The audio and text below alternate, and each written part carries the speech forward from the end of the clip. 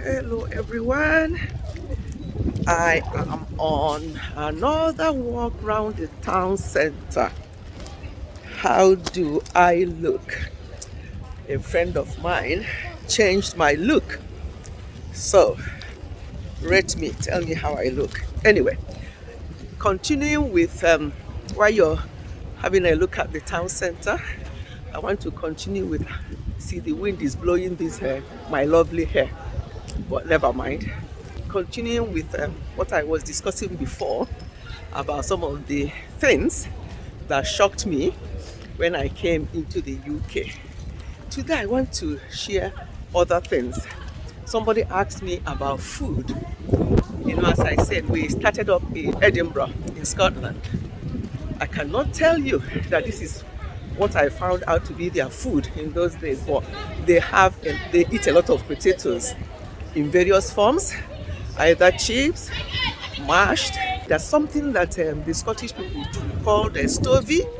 Stovey is also made with mashed potato and corned beef mixed together. They call it stovey. It's actually nice. I don't know if anybody has tried that. That was the first time I tried it. It's called a stovey, where you have corned beef with mashed potato. Another food that I ate a lot then in Scotland is called haggis. Haggis, I don't even know what it's made of, but the color does not look so nice, but it actually tastes good. Children loved it and they still like it because here in England we can get them from time to time. So haggis is another food that Scottish people ate a lot while we are there. I can't remember any other. If I remember more, I'll cover them in my subsequent videos.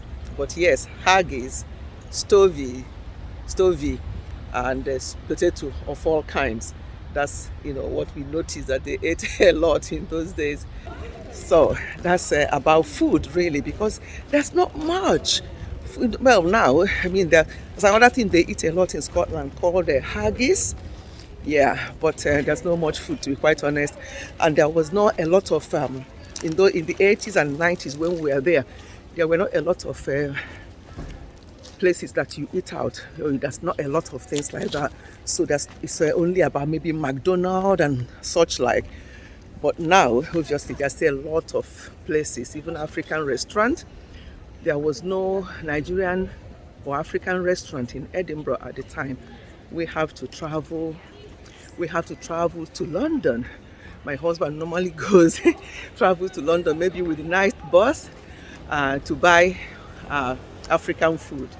So that's how dry things were in those days. But now I understand that in Edinburgh and other parts of Scotland that there's quite a number of Nigerian or African restaurants. I'm taking a walk and I've got something. I just bought some things. My husband told me to use the car. I said no, I always like to walk if I can. And what I bought is not that heavy, so I'll be able to carry it. And if it becomes heavy, I'll ask him to bring the car to the town center. Anyway, so that's that about food.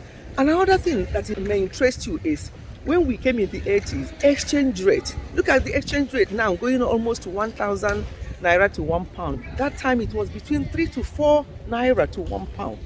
3 to 4 naira to £1 when we came in the 80s.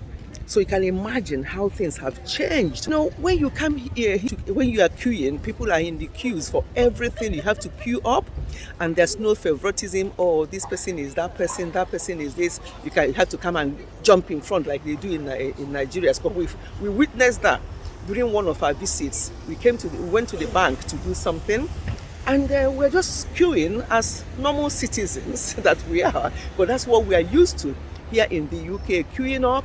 And we could just see people going from one side, from the other side, and being attended to.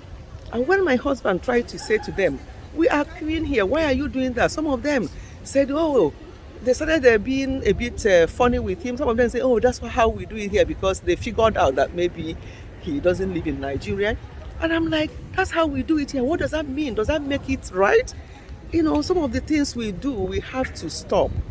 Another thing is late coming. When an English person tells you that appointment is 1 p.m., sometimes they'll come by 1:45 and they'll sit in their car until a minute to 1 p.m.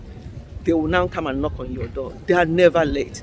But in our own case, when we have events here or even normal church service, people come late a lot and they think it's normal. I remember one funeral that we went for. Was it funeral or wedding? Maybe I think it has happened in a funeral and a wedding where the English people were all there waiting and sitting, and the whole event did not start until an hour or 2 hours plus. And they were all looking at their time, wondering what is going on. And then some of them now started saying, oh, African time, because we think it's funny to be talking about African time. This idea of not keeping to time is really a big issue. And we're not used to it because we're used to, when we used to go to a town meeting, myself and her husband will always be the first people to attend that meeting. People just come after 2 hours or after an hour, or even if they have an event here in London, it happens as well. So what people do, because they know we keep time, so sometimes they tell us, yeah, it's written for 4 p.m. in that invitation, but we're not going to start until 6 p.m. so that we don't bother coming too early, because they know that we always keep to time. But why should it be like that? We need to change. So that's one thing. When they are going to work, because they know they're going to get paid, they won't be late. They will try as much as possible to go to work on time. They even go from one job to the other because they need the money and they will be on time. Why are we like this? We have to do better with timekeeping. It's not good at all. So another thing that happen here is there are certain languages or there are certain words that means something's totally different here. And one of them is when somebody delivers a baby by cesarean section. Instead of saying, oh, I delivered through cesarean section, you say, oh, I was sectioned. And somebody used that word, I was sectioned. Do you know what it means? When you tell an English person here that you are sectioned, because they went for an interview or they went for something, I don't know what they were discussing, and they say, oh, I was sectioned in so and so year, and then I was also sectioned again 2 years or 3 years after. Until they asked them, oh, what was wrong? What kind of mental health did you have? They said, no, I've never had mental health mental health issue before. And they said, well, you just told us that you have been sectioned. So because here, when you say that somebody is sectioned, that means that they are sectioned under Mental Health Act. So we have to know some of these words we use. And another thing is, you don't say, oh, I put to bed. That when you deliver a baby, I put to bed. No, I put to bed. They don't understand that. What does that mean? You put to bed. It's like putting somebody to bed to sleep. So I put to bed, and that kind of language, they don't understand it.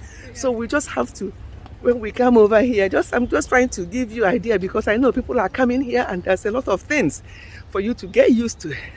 It took me time myself to get used to some of these things. So I thought I'll be sharing some of these informations with you. So none of this saying I was sectioned, because when you are sectioned, that means you have mental health problem. So you have to be sectioned under the Mental Health Act. So stop using that word. And some of the ones I've just mentioned here. I'm going to stop this one here.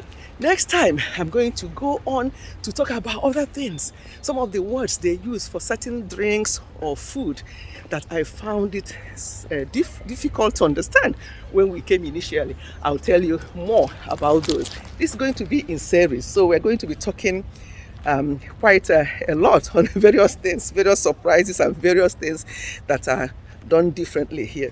So let me stop this one here. Wait for the next one. I'll be gisting you. Okay, bye.